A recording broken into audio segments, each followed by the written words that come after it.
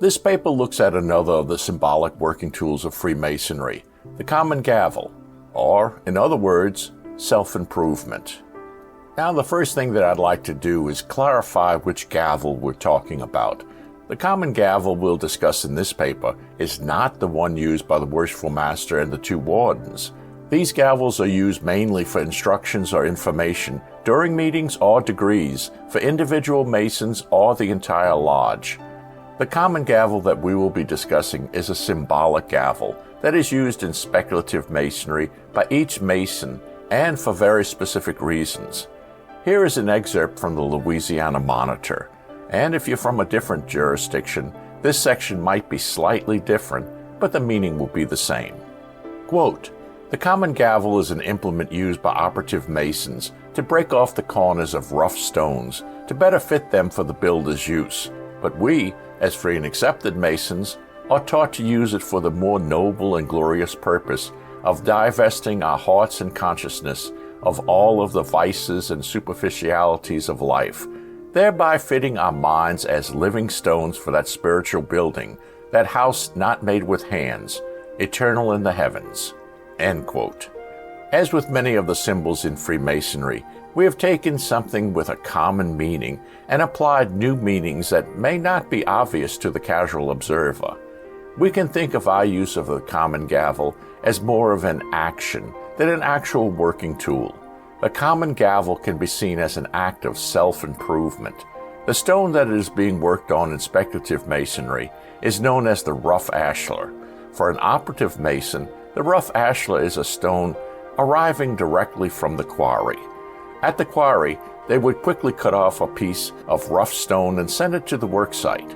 Then at the worksite, stonemasons would smooth out the stones using their gavels. The stones would then be in a condition useful to be placed directly into whatever they were building. In Speculative Masonry, we interpret the rough ashlar as an individual human being. He is of sound material, but needs work. He's rough around the edges, untrained, and untaught. He is said to be in darkness. The Common Gavel is the act of smoothing out those rough edges or teaching him, bringing him to light.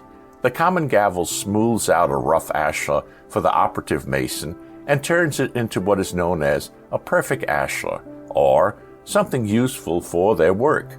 The goal of the lessons in Speculative Masonry is to take the sound but rough and untrained human being, knock off all the rough edges, and hopefully make him of such quality that he can live a more rewarding spiritual life. He becomes a perfect ashlar. He is useful to humanity. If we think of an operative lodge, we can imagine rows of operative Freemasons working on rough pieces of stone. They are all doing the same thing. They are trying to make their stones better than they were when they received them. They are doing the best possible work based on their skill. In Speculative Freemasonry, we might think of the operative lodge as the entire earth. The rough stone or ashlar is our lives. Everyone is trying to do the same thing, make their lives better. But not everyone will end up improving themselves. Not everyone has the right tools or instruction. Not everyone has an interest in doing the work needed for self-improvement. But for those who are willing to do the work, the Common Gavel can be seen as that act that makes a good person better. This is a lifelong task. It's a task that ends only with the end of our physical lives. The state of an ashlar at the close of anyone's physical life will depend on the work that they have done during their life. Of course, there are also rules regarding how we use our Common Gavels. We might think of a large classroom or even an old operative lodge with many people working near each other on their own personal rough stones. We can see the people around us doing their work. We can also see their progress. It's not at all considered cheating if we observe someone doing exceptional work and try to emulate them, to copy their technique in our work. It's also not considered cheating if someone sees what we are doing and tries to copy our work. This is considered working together and simply trying to lift each other up by example. What is considered cheating is to directly involve ourselves in another's work. It's not allowed for you to chip away at another's stone any more than someone should be allowed to chip away at yours. We all do our own work. There's a big difference between seeing another's work, recognizing the skill that's present in their work, and deciding for yourself that you want to do your work at that level of skill as opposed to doing the actual work for someone else. There's no personal advancement in having your work accomplished by someone else. For example, let's say that your friend's neighbor is ill, but needs some work done around his house. You're going to your friend's house and helping out his neighbor secretly, allowing him to think your friend was the helper, does not help your friend be a better person. We must all do our own work. But there is another aspect of self-improvement that I must cover, and it's not a very pleasant one. It has to do with envy.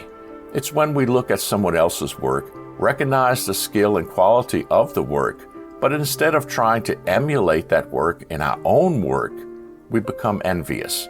We do nothing but stare in anger at the beautiful work of another. We allow the negative aspects of human nature to take control of us. We may feel envy, jealousy, and then bitterness and resentment. Why can't I be doing work like him? Or why should they be able to do what I can't do? If ego controls or guides our work, then destruction can follow. There will be no self-improvement at all. Negative feelings not only prevent us from personal advancement, but they can place unproductive roadblocks for others. From an organizational standpoint, if our leaders are controlled by ego and lust for power or glory, then the only ones they will select as their lieutenants, the ones who will follow them, will be of clear lesser skill than those unworthy leaders. Ego and envy will cause such leaders to hold back, deny advancement, or destroy the reputation of anyone who they believe could possibly outshine them. The quality of leadership will then diminish with each change that follows until the organization is of no value. All of our leaders must be of the highest skill and moral quality. They must recognize that we all shine with our own level and variety of light. A leader must not be envious of the skill of another, but rejoice when he finds great skill in the work of another. Great skill in a subordinate means the future success of the whole organization. The organization's long-term success should always be the goal of the true leader. Make no mistake, ego must never be allowed to take control. Ego can destroy all that we hold dear. In any work towards self-improvement, we should recognize that generosity of spirit, kindness, and peace of mind are key to any successful life. But we must also recognize the need for unyielding determination not to allow the unworthy to gain access or remain in any sort of leadership position. A useful life must be of benefit to us and others. We must showcase the good work of others. We must recognize and hold up the good work of others, as well as find ways to incorporate them into our own work. The work may be rewarding, but it may also be challenging at times. When someone asks us for help, we must be generous, but do not do the work for them or demand that they make changes they don't desire. We must recognize that we all have our own paths. No one has the right to force an unwanted path on anyone else. And when our days are done, we must be ready to display our work for examination. Of course, the catch is that since we never know when that day will come, wasting time or putting off our work on personal advancements until later could be a serious mistake. Do your work now. Tomorrow may never come.